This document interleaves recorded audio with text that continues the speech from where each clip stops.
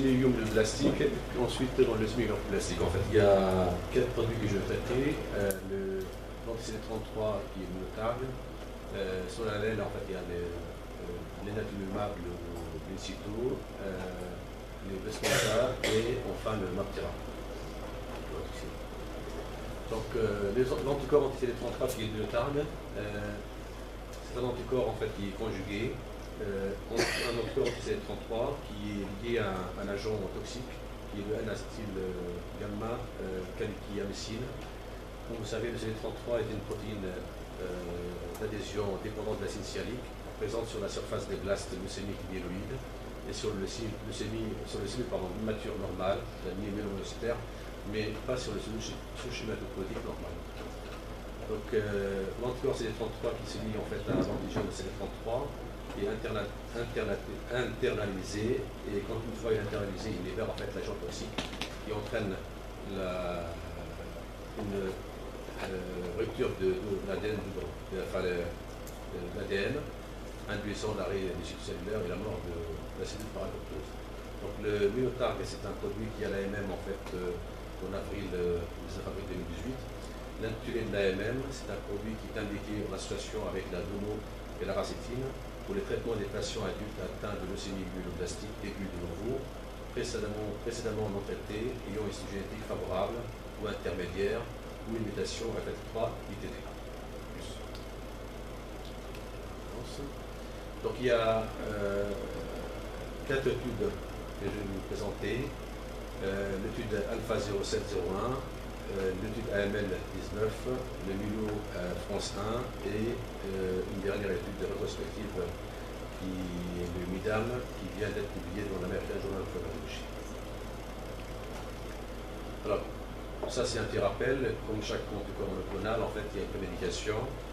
Le Minotarg en fait il est utilisé en fait selon différentes modalités en fonction de s'il est en association ou en monothérapie. En association avec la chimiothérapie Arastine de l'enregistré 7+3, il est utilisé en fait perfusion de 2 heures à J1, J4, J7, l'induction. Si le LAM est hypercitaire, plus de 30 000 blancs, le Minotarg est différé de 48 heures pour réduire le risque de syndrome Mélis. En consolidation, il est utilisé à J1 de la consolidation, la première de la consolidation. En monothérapie, les modalités d'administration sont un peu différentes. Comme vous remarquez, en fait, la dose totale par cycle, c'est 9 mg mètre carré. Il est utilisé en fait à J1, J8 dans l'induction. Et pour le post-induction, il est utilisé à 2 mg mètre carré pour 4 semaines, 8 cycles, et 6 pas de progression. En rechute, il est utilisé comme à l'induction à J1, J4, J7. Toujours en fait, quasiment toujours, en fait, il y a la dose totale qui est à 9 mg mètre carré, sauf que le MIDA à 9 mg mètre carré par cycle. Une titration entre 50 et 70 ans. Donc, un bras standard qui est la 7+3 racé de 100 mg mètre carré J1, J7, aussi 60 mg mètre carré J1, J3. Et un bras expérimental qui est associé Minotarg, la chimiothérapie donc standard. Une évaluation qui est faite après l'induction. Si jamais il n'y a pas de réponse, il y a une réduction qui est faite, le Minotarg est utilisé à nouveau. En consolidation, le Minotarg est utilisé à J1 de la consolidation, de chaque consolidation. L'objectif de l'étude Alpha 0701 était d'évaluer la survie sans événement. Dans le bras, on va marquer dans le bras expérimental avec Minotarg, le FS était à 17,3 mois versus 9,5 dans le bras standard. Alors, pour les caractéristiques des patients, dans les 2 groupes expérimental et le bras témoin, les 2 groupes étaient équilibrés, ce qui peut être long pour le nombre de patients. À remarquer qu'en fait, dans cette population des patients, il y avait 26,9% de patients qui étaient au groupe défavorable et 21% avec un génétique qui était défavorable. Voilà la courbe de l'EFS. Donc la médiane de l'EFS a 17,3 mois dans le bras expérimental et 9,5 mois dans le bras de la racine de 7+3. soit une réduction de 44% de risque de non-réponse au traitement, rechute ou décès. Alors l'analyse en sous-groupe entre nos deux groupes, en sous-groupe en fait il y a en fonction de, on voit pas bien en fait, en fonction de critères pronostiques, etc., l'âge, l'époque, l'expression C33, et elle est en faveur de Mylotarg pour l'EFS et pour la survie globale, sauf pour les patients qu'on voyait là, les patients qui sont des groupes défavorables.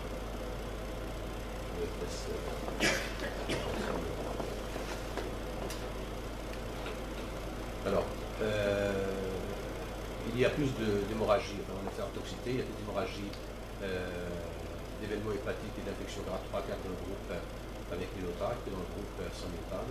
La différence n'est pas significative. Il est à noter la thrombopénie en fait, de grade 3-4 qui est persistante définie comme une non-récupération de nombre de plaquettes au-delà de 50 000 au 45e jour après le début de la précédente, a été rapportée dans chez 4 patients dans le groupe standard et chez 22 patients dans le groupe avec Mylotarg. Donc il y a thrombopénies qui sont plus longues et persistantes. L'étude AML 19, cette étude comparait deux traitements. C'est des patients en fait, qui étaient âgés, qui ne pouvaient pas bénéficier de chimiothérapie intensive, les Mylotarg en fait en monothérapie versus un traitement de support. Donc 118 patients étaient dans le groupe Mylotarg, 119 dans le groupe de soins de support. Les Mylotarg, on l'a vu au départ, en fait, utilisé 6 mg Ag1, 3 mg Ag8. S'il n'y a pas de prolongation après l'induction, les patients recevaient un traitement hémicique. Donc l'efficacité sur la survie médiane, en fait, c'est de 89 mois en fait, dans les bras Mylotarg, ensuite 36 mois dans les bras traitement de support, ce qui n'est pas extraordinaire. Voilà la courbe de survie. Donc la médiane de survie en fait à 89 mois pour le Mylotarg en fait en monothérapie et 3,6 mois en fait pour le bras en support. À 1 an, 24% étaient sur 24,3% pour le groupe était survivant, 9,7% pour le groupe en support. L'étude Mylo France 1, c'est une étude de phase 2 sur 57 patients, première rechute. Le Mylotarg a utilisé en fait 3 mg Ag1, J4, J7 et une consultation par paracetamol, la dose en fonction de l'âge des patients, et la rémission complète n'est que 15%. Alors, la dernière étude sur le Mylotarg, en fait, c'est une étude qui est en cours de publication, on l'a déjà publiée, dans l'American Journal of Rheumatology. C'est une étude pour les patients en rechute. Les cellules immunoblastiques en rechute sont traitées par protocole MIDAM. C'est une étude monocentrique du groupe, de l'équipe de Clermont-Ferrand. Donc tous les patients consécutifs atteints des cellules immunoblastiques en rechute ou réfractaires traités avec le protocole à l'hôpital de Clermont-Ferrand entre 2000 et 2013 ont été inclus dans cette étude rétrospective. Le cariotype bien sûr a été réalisé chez tous les patients. Les statuts mutationnels, un PMA avec 3 CEPA ont été évalués dans les cas des cariotypes normales. L'évaluation des risques a été évaluée selon les critères de l'ELN 2010. L'expression de CD33 a été évaluée par stométrie des flux. Voilà le schéma du protocole MIDAM que vous connaissez. Le Mylotarg à 9 mg m² est utilisé à J4. La racétine, 1 g m² de 12 heures de J1 à J5, et la méthode 32 mg m² J1 à J3. Les patients qui étaient en RC ou en RCP avec récupération hématologique partielle sont allogreffés en priorité. Si pas de possibilité d'allogreffe, ils recevaient soit une chimiothérapie de consolidation, soit une autogreffe. Donc 86 patients dans l'étude consécutive en rechute, dont 62 patients qui étaient en rechute, 24% qui étaient réfractaires ont été inclus dans l'étude. L'âge médian des patients 100 ans. Traitement après première ligne, il y avait 13 patients, donc la majorité des patients étaient traités, il y avait une ligne. Voilà, 13 patients qui ont eu plus qu'une ligne. Selon les critères de l'ELN, le groupe pronostic favorable pour 12 patients, intermédiaire pour 23 patients, intermédiaire 1, 23 patients, intermédiaire pour 15 patients, et haut risque, 22 patients, non évaluable pour 13 patients. Alors, le taux de réponse était de 73%, 36% des rémissions complètes et 27% des rémissions complètes avec récupération de méthodologie partielle. Les réponses étaient plus importantes chez les patients qui étaient reçus par rapport à ces critères réfractaires, 69% pour 45% d'autre part. Le nombre de leucocytes, si c'est inférieur à 10 000 ou plus de 10 000, en fait, donc les taux de réponse sont plus élevés quand on a des blancs qui sont inférieurs à 10 000, 11% versus 44%. L'état du patient, les COG, si c'est à 0 ou 1, le taux de réponse sont 10%, donc 27% en fait, et c'est plus 1. Donc il n'y a pas d'influence significative en fonction de l'âge, en fonction du pourcentage de cellules CD33+, en fonction des critères pronostiques ELN, critères génétiques, risque moléculaire, ou le statut de la maladie, ou à la MCQ. C'est une étude quand même impressionnante. Avec un suivi médian de 6 ans, 54 patients étaient en rémission complète ou en rémission complète avec récupération partielle. Donc, dans cette étude, en fait, il y a 13 patients qui ont reçu en fait, une chimiothérapie seule ou une chimiothérapie avec autogreffe. 29 patients ont reçu une chimiothérapie avec autogreffe avec un conditionnement myeloablatif en 8 cas et conditionnement atténué en 21 chez 21 patients. Donc les greffons apparentés chez 7 patients, non apparentés chez 20 patients, cordon 2 patients, et 12 patients n'ont pas eu de contamination. Donc la survie à 2 ans, l'allo versus non allo, bien sûr l'allo fait mieux 43% versus 15%, on voit bien en fait l'allo, c'est mieux. Alors la survie sans rechute à 2 ans, elle est meilleure quand on fait l'allo, mieux que l'auto et mieux que la chimiothérapie. Alors la mortalité dans cette étude, elle est principalement liée à la maladie elle-même, 70% de la leucémie, 18% de sepsis, 7% d'hémorragie, 13% d'autres causes, donc 2 GVH, et surtout il y a 2 maladies veno-occlusives qui sont liées au protocole de chimiothérapie. La pneumonie dans les cas, arrêtée dans un cas, et le nombre. Voilà, donc ça c'est pour le leucémie immunoblastique. Donc pour le leucémie lymphoblastique, les médicaments qu'on va en parler, en fait, le blinatumomab, anticorps bispécifique, qui est en fait anticorps anti-CD19 et anti-CD3. L'ebesponza, en fait, l'otuzumab ozogamicine, qui est un anticorps conjugué anti-CD22, et le rituximab, qui est anti-CD20 ou anti-CD. Alors, pour le blinatumomab, in situ, vous savez, le CD19 est une protéine ubiquitaire exprimée à tous les stades de la lignée B. Le blina est un anticorps bispécifique composé de 2 parties variables, une partie qui reconnaît l'antigène CD19 et l'autre qui reconnaît le CD3. Donc la liaison des CD19 avec le CD19 présent sur le lymphocyte B induit l'activation de lymphocyte T cytotoxique, puis la mort de la cellule B tumorale par un mécanisme impliquant les perforines contenues dans le lymphocyte T. Vu la brièveté de la demi-vie en fait, de in situ, l'administration de ce médicament doit se faire en continu. Ça fait 4 semaines de traitement, 2 semaines de repos, le cycle de 6 semaines. L'indication de ce médicament indiquait dans le traitement des patients adultes présentant une ALN à partir sur B avec chromosome Philadelphie négatif pour rechute ou réfractaire. ALN en PHA négatif pour rechute ou réfractaire. Donc l'avis de commission de transparence octobre 2017, donc il y a un an à peu près, l'ASMR, le service médical rendu, considéré comme important, l'amélioration du service médical rendu et des classés à 4 dans cette application. Donc l'étude de Tower, il comparait donc cet anticorps anti-CD33 versus la chimiothérapie standard.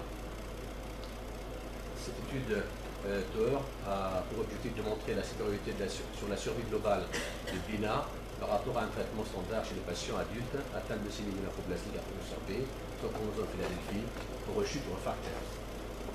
Cette étude était randomisée, ouverte, contrôlée versus un protocole de chimiothérapie standard. Elle a démarré le 3 janvier 2014 et fini en fait en septembre 2015. Il y a 101 centres qui ont participé, 21 pays en Europe, Amérique du Nord, Israël, Asie-Pacifique. 31 patients ont été inclus dans le centre français. Alors, les patients dans cette étude étaient âgés de 18 ans ou plus, c'est des patients adultes. Les patients les critères d'inclusion en fait, dans ces patients qui allaient à LPH1, qui étaient en rechute réfractaire au premier traitement, induction ou rattrapage. Première rechute chez les patients traités après une première émission qui durait moins de 12 mois. Seconde rechute ou plus, à tout moment, si elle rechute après allogreffe. C'est des patients qui devaient avoir reçu une polychimiothérapie intensive lors du premier traitement d'addiction, du premier traitement de rattrapage. De glace moléculaire au-dessus de 5% et un état général époque inférieure au niveau de la. Là, on ne voit rien. Donc, il y a donc les deux groupes. Les patients étaient randomisés dans les deux groupes. En randomisation 2 pour 1, 2 pour la BINA et 1 pour la chimiothérapie standard. Donc, je vais passer. On va encore un peu moins bien. Donc, je vais revenir. Donc, une phase d'induction, 2 cycles, une durée de 6 semaines. Voilà. Et puis après, une consolidation jusqu'à 3 cycles et un traitement d'entretien. Ce sont des cycles de 12 semaines à ce moment-là et pendant un an. Donc la chimiothérapie en fait de témoin, en fait, c'est une chimiothérapie de rattrapage de type FLAG, plus ou moins anthracycline, haute dose aracitine, méthotrexate à forte dose, ou clofaramine ou monothérapie ou en association. Donc voilà, donc c'est la BINA en fait en induction, donc phase d'induction à 2 cycles, phase de conso 3 cycles supplémentaires et phase d'entretien. Induction, consolidation et entretien. Alors, les caractéristiques là, si on voit mal, hein, les caractéristiques cliniques des patients, donc faites-moi confiance sur 400 patients, 405 patients, il y avait donc les deux groupes étaient similaires, enfin, les caractéristiques des patients étaient similaires entre les deux groupes. L'âge médian dans l'étude 37 ans, 11,9% âgés de 65 ans ou plus, il y avait 41,7% des patients qui étaient réfractaires, 27,9% en première rechute avec une première rémission ayant duré moins de 12 mois. 34,6% des patients avaient reçu une allogreffe comme traitement antérieur. La chimiothérapie de rattrapage à la randomisation, et c'était souvent chimiothérapie type FLAG. Alors, sur les résultats sur le jugement principal et secondaire, alors sur le... Ouh là, on ne voit rien du tout. Alors, pour la survie, alors, comme vous voyez, en fait, le nombre de décès, vous ne le voyez pas, en fait, je le vois. Donc, le nombre de décès est moins important de gras, en fait, de BINA. La durée médiane de survie est de 7,7 mois dans le bras BINA et 4 mois dans le bras standard, soit une différence de presque 3 mois, 3,7 mois.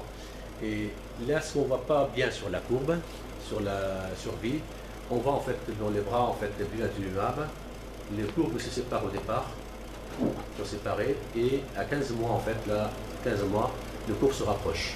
Donc la réponse ne dure pas. Donc, sur le résultat sur le jugement secondaire, sur le taux de réponse, les réponses complètes dans le bras BINA étaient 33,5%, 35,7%, le double. Rémission complète hématologique et partielle, rémission complète indéterminée, 33,9% dans un bras et 24,6% dans le bras standard, dans le bras chimiothérapie laissé au choix de l'investigateur.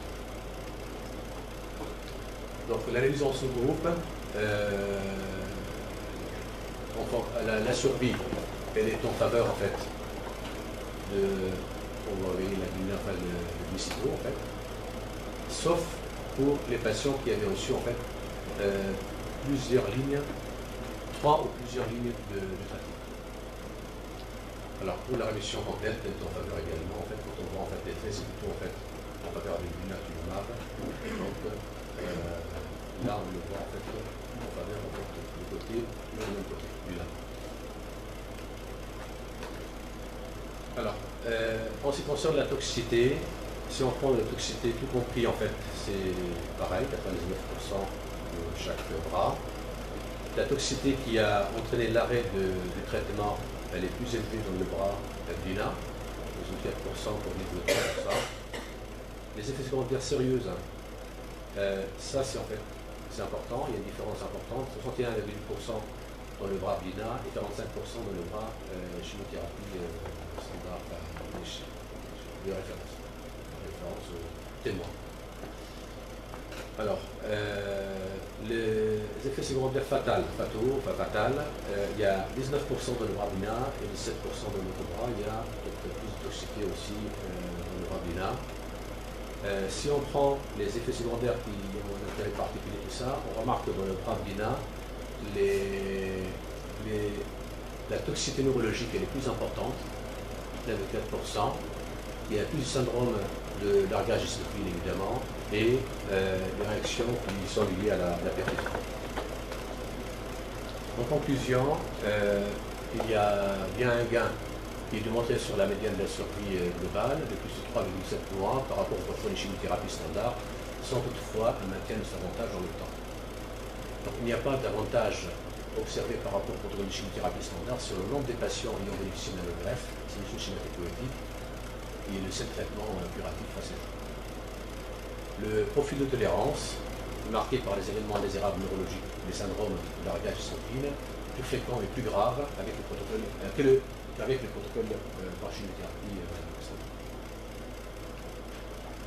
Deuxième produit dans les ALL, le Besponsa en fait, inotuzumab ozogamicine. Pareil, il s'agit d'un anticorps conjugué, l'anticorps anti-CD22, approché au médicament, l'agent toxique qui est le caléchiamycine. Donc l'anticorps se lie à l'antigène CD22, internalisé, arrivé dans la cellule, provoque une dégradation lysosomale, et la libération de caléchiamycine qui va faire son travail en fait pour le médicament ascendant. Donc le Besponsa, en fait, est indiqué en thérapie dans le traitement des patients adultes présentant une leucémie lymphoblastique après curseur E. B. L'expression positive pour le CD22, en rechute pour réfractaire. Les patients adultes présentant une ALL à curseur B en rechute pour réfractaire qui ont un chromosome Philadelphie doivent avoir suivi un échec de traitement avec au moins un inhibiteur thyroïde kinase. Donc là, c'est des administrations différentes. Il est administré en intraveineux en 1 heure, une fois par semaine, ce qui est beaucoup plus pratique que le cycle. Donc les cycles de 21 ou de 28 jours. Il n'est pas inscrit actuellement sur la liste des médicaments et les âges de collectivité. La CMR est 5, on va connaître les 4 dans le cycle. Alors, l'étude UNOVAC ALL, donc, qui a pour objectif de montrer la supériorité du haut par rapport à la chimiothérapie standard chez les patients adultes atteints de la ALL B, c'est des 22+, enregistré réfractaire, sur un taux critère de jugement. Il y a deux critères, un taux de rémission et un deuxième critère qui a été rajouté par la suite, qui est la survie globale. Les patients qui étaient éligibles à la greffe recevaient 2 cycles de chimiothérapie, plus un cycle supplémentaire, s'il n'y a pas de rémission complète hématologique partielle, avec une réalité d'intermédiaire minimale après 2 cycles. Les patients non éligibles à la greffe recevaient jusqu'à 6 cures, 6 cycles de bio. Les patients n'obtenant pas une rémission complète RCH au cours de 3 cycles, le traitement était stoppé. Donc les modalités d'administration en fait, de ce traitement, donc c'est 1,8 mg m² par cycle, dans le premier cycle, divisé en 3 fois, AG1 est à 0,8 mg m², AG8 est à 0,5 et AG15 0,5 mg m².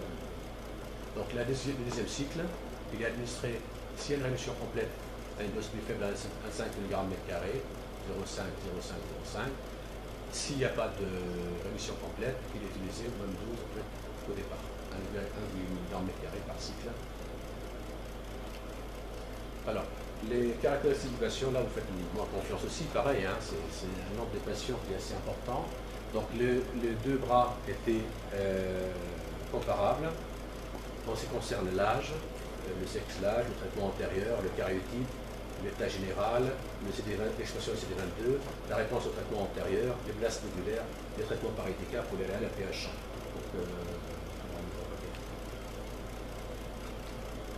Alors sur le critère de jugement principal initial, qui était la rémission complète, donc on va avoir rémission dans le bras plus haut, 80,7% de rémission complète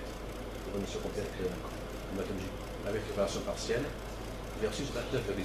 Donc il y a une différence de 51,4%. Rémission complète, 35,8% versus 17,4%. Rémission complète avec réparation partielle, 45% versus 1,9% avec un PPC. Donc, ça c'est le cours de Kaplan-Meier. Quand vous regardez en fait sur la survie, ça c'est le critère qui a été surajouté. En fait, l'étude avait posé une trois questions, c'est la rémission complète. Après, ils ont prolongé pour étudier en fait la survie globale. Donc, la survie globale sur ce critère qui a été ajouté par la suite, il y a la médiane de survie qui est de 7,7 mois en fait dans le bras du haut versus 6,7% dans le bras qui est standard.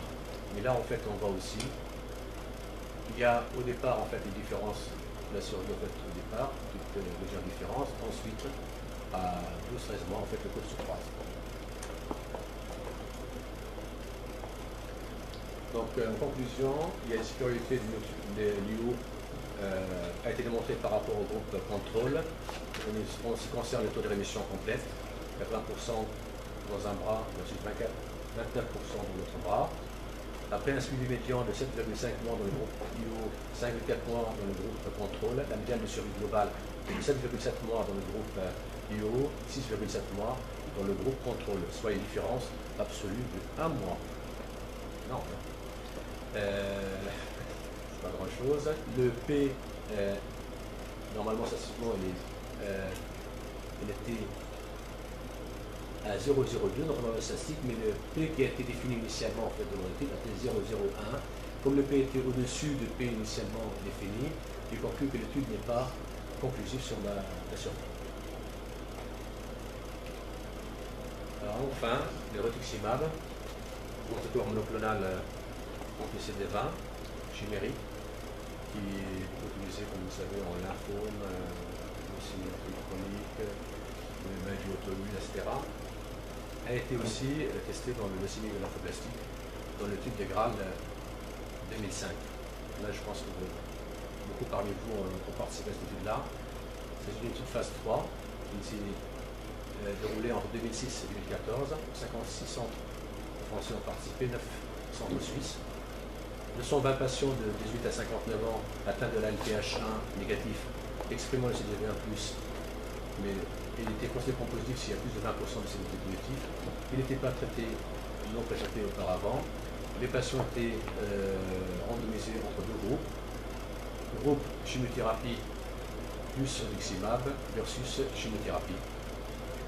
Le protocole de chimiothérapie qui est utilisé, c'est le schéma pédiatrique, induction, 3 consolidations des fameux blocs qu'on connaît, l'intensification retardée, entretien et prophylaxie imagée. Un greffe était proposé s'il y a une rémission complète, les patients qui avaient une ALAL à haut risque et de non compatible. Voici les critères qui étaient utilisés à l'époque pour la greffe. Ce ne sont pas les mêmes critères pour la greffe. Alors, le bras expérimental, le bras rituximab a reçu 16 à 18 cures en fait à la dose classique 375 mg/m² à toutes les phases en fait, induction, conso, etc. Donc il y a eu 16 à 18 perfusions de rituximab. Alors 219 sur 220 patients ont été analysés. Il y avait 11 patients qui n'ont pas été analysés parce qu'il avait du mal au départ. Il y a les 5 leucémies classiques avec PH1, 3 CD20 négatifs, un patient qui était HIV et 2 patients qui avaient récupéré leur consentement. Le critère principal de l'étude, c'était le FS. Le FS, échec, induction, récidive, décès. Les critères secondaires, la survie globale, la rémission complète. Post-induction. Alors, 105 patients dans le groupe rituximab, 104 patients dans le groupe de chimiothérapie, 2 bras étaient équilibrés, l'âge médian dans l'étude est à 40 ans, qui est considéré comme plus jeune que la population habituelle dans cette maladie. Les globules blancs, moins 30 gigas dans 79% des cas des patients. Il y avait 6% des patients qui avaient un système nerveux central qui était atteint. L'ECOG inférieur ou égal à 1, 91% versus 83%. Les patients au risque dans les 2 bras étaient identiques. Les résultats, avec un suivi médian de 30 mois, à 2 ans, le FS dans le bras expérimental à 65% versus 52% dans le bras de contrôle, avec un P qui est significatif à 0,04. C'est surtout en rapport avec moins de récidive, le bras de rituximab, les décès étaient identiques.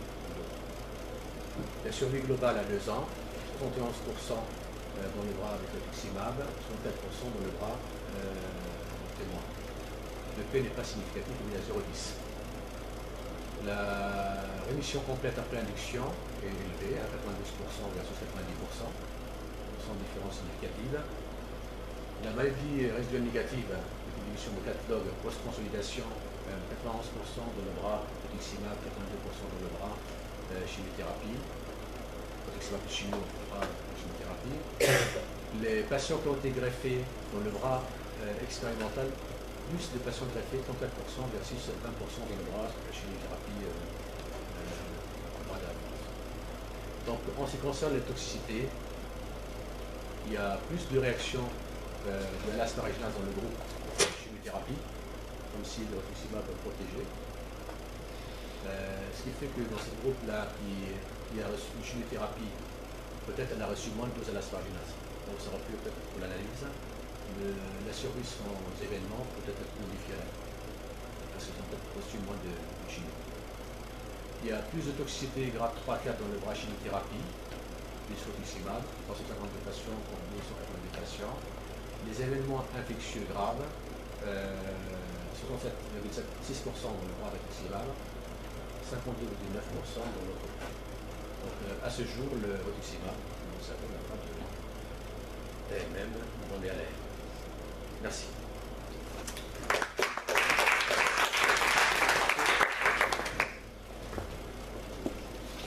Des questions.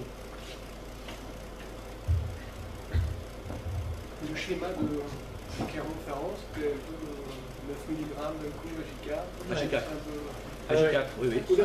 C'était G4. Oui, parce que ce que tu n'as pas dit, mais pour les gens qui ont moins l'habitude de l'utilisation de ces médicaments, hein, dans l'histoire du Mylotarg, il y a eu, au début ça a été utilisé en monothérapie à des fortes doses avec du 9 mg mètre carré qui était répété 2 fois. Et il y avait eu une grosse toxicité, notamment des maladies véno-occlusives, qui reste quand même la chose qu'on redoute beaucoup avec le Mylotarg. Et donc c'est pour ça que par la suite, toutes les études qui ont été faites sont faites avec du fractionnement de la dose et que même le 6 mg c'est pas hyper fréquent. En général on fait des doses unitaires de 3 mg mètre carré qui sont répétées. Alors 3 fois, 2 fois, une seule fois, souvent pendant les consos. Ça c'est un peu variable selon les études et selon les schémas. Dans l'étude de Sylvie Castaigne qui a permis l'AMN pour les plus de 50 ans, c'est 3 fois 3 mg. Voilà, donc ça c'est un truc qu'il ne faut quand même pas perdre de vue. Il y a un deuxième truc dont tu n'as pas parlé, quand même, je suis obligé de parler de ça, c'est des CBF, parce que c'est quand même la maladie dans laquelle le Mylotarg marche très bien. En gros, quand on regarde le Mylotarg avec les facteurs pronostiques, ça marche très bien dans les CBF, à peu près bien dans les intermédiaires et plus du tout, ou très moyennement, on va dire, dans les LAM de mauvais pronostics. Donc il y a notamment un projet par le groupe français d'une étude qui a mis longtemps à arriver à maturité, à convaincre Pfizer, enfin bon, bref, je passe tous les détails, d'utilisation du Mylotarg dans les LAM-CDF avec 2 doses à l'induction et 1 dose en conso. Donc ça c'est normalement dans les tuyaux, ça devrait démarrer dans les prochains mois, ça devrait être la prochaine étude CDF du groupe français. Voilà, c'était ça ce que je voulais dire surtout sur le Mylotarg. Il y a d'autres monoclonaux, notamment il y a des bispécifiques qui sont dans les tuyaux aussi dans les LAM. Voilà, et qu'est-ce que je voulais dire d'autre? Pour les LAM3 aussi, apparemment, oui, propose des rechutes. Dans les oui, sur le Mylotarg. Ouais. Dans les indications, enfin, ça marche effectivement probablement très bien dans les LAM de groupes favorables, que ce soit les CDF ou les premiers lots. Je ne sais pas s'il y a des... Moi, je veux simplement dire que quand même ces anticorps nous aident beaucoup pour arriver à l'allogreffe avec le RND négatif. Donc nous on les utilise, on appelle ça les bridge transplant. Et que ce soit nous ou les pédiatres, on fait du BINA pour arriver à des RND négatifs. La deuxième chose sur le MIDAM, les derniers MIDAM, on avait fait un peu le tour des équipes françaises et effectivement tout le monde nous a recommandé 3-3-3 ou 6-3 mais plus le 9. Ouais, parce que derrière... Pour la tox, voilà. Les risques de MVO, surtout si l'idée c'est de rattraper les malades pour les amener à la greffe, effectivement il faut arriver à... Mais bon, ce qu'on avait un peu... Enfin, nous l'expérience on en a fait pas mal. On avait, tu te rappelles, on avait une VOD sur une LAM. Oui, après il y en a eu dans le protocole, dans le LAM hier, là, dans le protocole avec des intermédiaires, il y a eu effectivement des VOD, c'est pour ça que l'essai a été arrêté, enfin la vie Ça avait arrêté. Du Mylotarg, c'est une histoire compliquée parce que effectivement c'est une molécule qui a été voilà, souvent pas forcément hyper bien utilisée, ou en tout cas il faut se méfier. Je pense que c'est une bonne molécule si on s'en méfie, si on l'utilise correctement, mais si on dépasse un peu la limite, on évite des retours de la tombe. Et puis sur la M3, effectivement, là on a eu un cas de rechute, on en a discuté avec Marie Victorino. Il reprend l'arsenic à trappe et il rajoute du Mylotarg. Et lui, il nous a fait mettre 6,6, donc 6 mg mètre carré. Donc il a des schémas, mais plus jamais 9. Parce qu'il a peut-être pas l'idée des allogreffes. Autogreffe. Oui, voilà, c'est les autogreffes. Et la question de la consolidation avant greffe, est-ce qu'on fait Alors on l'utilise nous maintenant parce que c'est quand même le Mylotarg est revenu, mais il est fait différemment donc aux doses de 3-3 plus une conso à 30 générale, et donc on fait des allogreffes avec ces... Non mais dans le... Avant l'allogreffe, est-ce qu'on fait à la consolidation à J1 le Mylotarg ou est-ce qu'on craint trop la MVO? Je pense qu'il faut d'abord voir la tolérance du premier cycle, mais si ça se passe bien, là, le dernier patient, on a fait 3 mg une seule fois. Une seule injection pour la fonction. Mais il y avait la réponse avant la greffe, donc ça se passe aussi. Donc, oui. D'autres questions ou remarques? Et on le place en fait de rechute comme ça en fait, et en première ligne tout ça en fait, est-ce qu'il a vraiment une place vu les unitaires là actuellement dans les... c'est pile la même quand même, hein, chez les plus de 50 ans, c'est une option dans le protocole de l'alpha, c'est la tranche 50-70 ans. Mais on a tendance de le garder quand même un peu pour... Nous, on a un peu tendance à le garder pour les rechutes, mais leur AMM, c'est une première ligne, c'est la première ligne.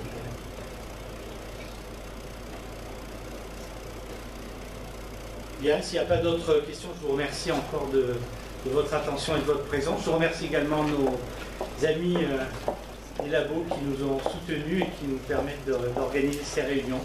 Voilà, merci aussi à vous pour le soutien logistique. Je vous demanderai si vous avez une petite fiche d'évaluation sur la soirée dans le dossier vert qui vous a remis. Vous voulez bien la remplir.